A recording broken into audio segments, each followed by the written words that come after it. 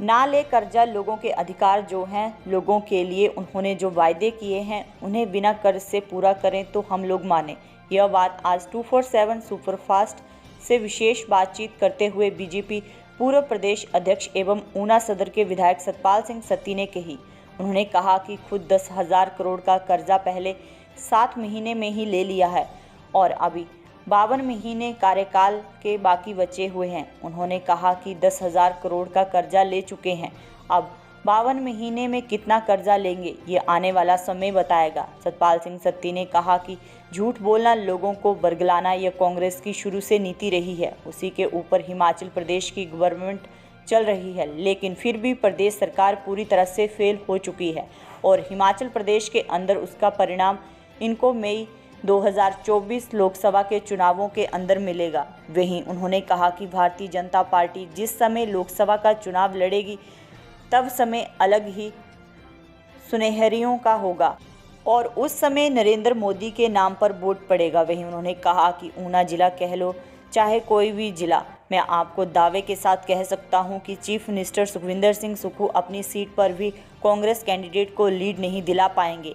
आपको जहां बात चुनावों के 6 महीने पहले ही बोल रहा हूं, वहीं कांग्रेस सरकार को आड़े हाथों लेते हुए पूर्व बीजेपी प्रदेश अध्यक्ष और वर्तमान से ऊना सदर के विधायक सतपाल सिंह सत्ती ने कहा कि सत्ताधारी लोगों मुंह दिखाने लायक नहीं रहेंगे। जब लोकसभा चुनाव आएगा उनकी स्थिति क्या होगी ये देखने लायक होगा। लोकसभा के लिए कांग्रेस पार्टी के पास कोई कैंडिडेट नहीं है और लोकसभा के चुनाव में जब वोट पड़ेगा तो नरेंद्र मोदी के नाम का ही वोट पड़ता है देश के लिए, और देश के अंदर कांग्रेस पार्टी पूरी तरह से फेल हो चुकी है, इसीलिए इनको कोई भी वोट नहीं डालेगा।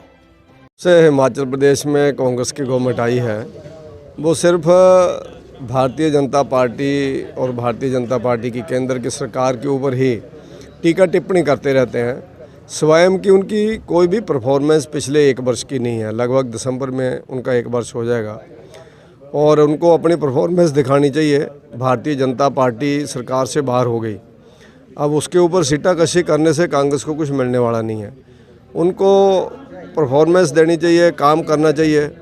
और मैं ऐसी सरकार के ऊपर क्या टिक्का टिप्पणी करूं जिसका अपना मंत्रिमंडल ही पूरा नहीं हुआ। अभी तक मंत्रिमंडल नहीं बन पाया तो कांग्रेस की प्रदेश की लड़ाई कितनी बड़ी घोर है और दिल्ली से कितना तालमेल इनका बिगड़ा हुआ है, क्योंकि हाई कमांड कुछ बोलता है, प्रदेश कांग्रेस कुछ बोलती है, जिसके कारण इनका मंत्रिमंडल का गठन ही नहीं हो रहा है। जिस गवर्नमेंट का पूरा मंत्रिमंडल ही ना बना हो, उस गवर्नमेंट से प्रदेश की जनता क्या उम्मीद कर सकती है। एक तरफ कांग्रेस के नेता बोलते हैं कि हिमाचल प्रदेश बहुत बड़े कर्जे के नीचे है, दूसरी तरफ जब चुनाव का दौर चल रहा था तो इन्होंने उस समय को ध्यान नहीं दिया कि प्रदेश की स्थिति क्या है और बड़ी गारंटियां दे करके इन्होंने सत्ता हथियाई। मैं अगर कहूं तो इन्होंने पिछले दरवाजे से डाका डाला सत्ता के ऊपर, झूठ बोल करके।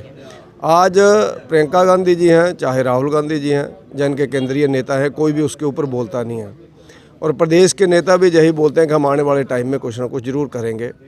लेकिन स्थिति यह है कि हिमाचल प्रदेश का विकास रुक गया है, विधायकों की विधायक निधि रुक गई है और हिमाचल प्रदेश की जनता को जो जयराम ठाकुर जी ने हिमकेयर योजना के अंतर्गत शुरू किया था सस्ते इलाज का, हॉस्पिटल्स की पेमेंट्स नहीं हो रही है, जिसके कारण हिमकेयर के अंदर लोगों का इलाज नहीं हो रहा, लोगों को जेब से पैसा खर्चना पड़ रहा है। और इसी तरह से हिमाचल प्रदेश में सहारा योजना बुरी तरह से फेल हो रही है कांग्रेस के शासन में। घर पर बेड पर पड़े हुए लोगों को 4,000 रुपये 3,000 रुपया जयराम ठाकुर जी ने पेंशन लगाई थी, लेकिन आज उनका पैसा 7-7 महीने का नहीं आ रहा है।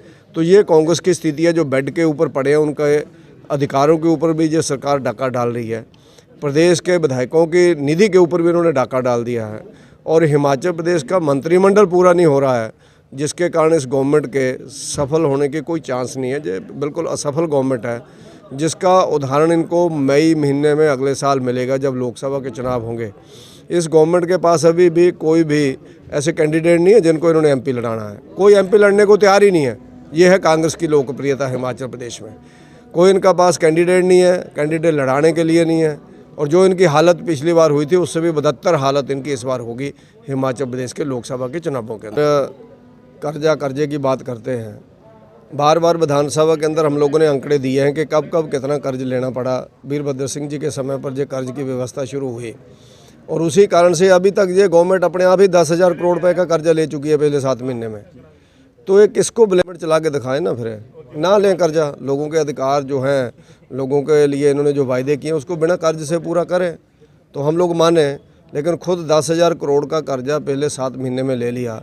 अभी तक इनके 5 सालों में से 52 महीने अभी पड़े हुए हैं इनके, 52 महीने। उन 52 महीने में कितना कर्जा लेंगे ये आने वाला समय बताएगा। झूठ बोलना, लोगों को बरगलाना, ये कांग्रेस की शुरू से नीति रही है। उसी के ऊपर हिमाचल प्रदेश की गवर्नमेंट चल रही है और प्रदेश सरकार जो है वो पूरी तरह से फेल है और हिमाचल प्रदेश के अंदर उसका परिणाम इनको लोकसभा के चुनावों के अंदर मिलेगा। चुनाव लड़ेगी तो उस समय अलग ही सिनेरियो होगा और उस समय नरेंद्र मोदी जी के नाम पर वोट पड़ेगा। ऊना जिला कह लो चाहे कोई भी जिला बोल लो, मैं आपको दावे के साथ कह सकता हूँ कि चीफ मिनिस्टर अपनी सीट पे भी लीड नहीं दिला पाएंगे। जो मैं आपको जहाँ पर बोल रहा हूँ 6 महीने पहले बोल रहा हूँ मैं, और इनके मंत्री भी लीड नहीं दिला पाएंगे। ये मुँह दिखाने लायक नहीं रहेंगे जब लोकसभा का चुनाव आएगा कि इनकी स्थिति क्या हुई है। लोकसभा के लिए इनके पास कैंडिडेट नहीं है और लोकसभा के चुनाव में जब वोट पड़ेगा तो नरेंद्र मोदी जी के नाम का वोट पड़ता है, देश के लिए वोट पड़ता है और देश के अंदर कांग्रेस पार्टी फेल हो चुकी है, इसलिए इनको कोई भी वोट डालेगा नहीं।